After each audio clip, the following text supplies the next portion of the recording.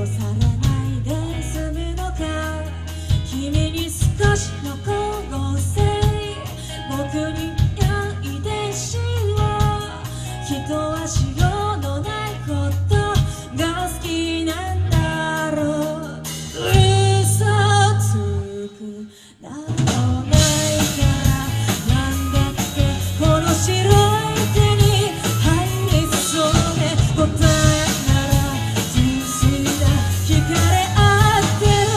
こんな風に君を愛する。いくつになれば寂しさや恐怖は消えうる。子供を持てばやがて靴もせるのか、君がした思春期と僕が落ちる反抗期、もはや語呂合わすことが好きなんだろう。嘘つく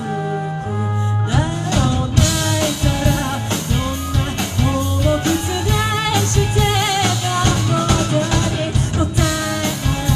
3人で騙し合ってる、こんな風に君を愛する。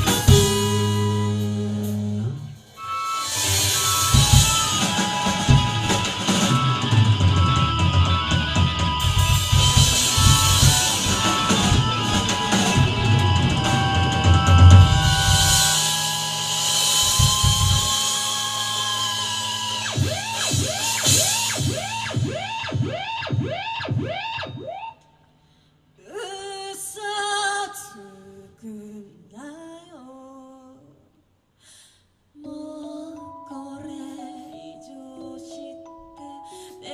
らないよと真珠につい思い出に参加したこのうがいくカモフラージュ、ないものちょうだいなんて難ってる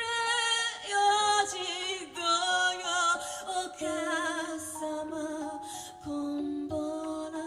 僕を恥じて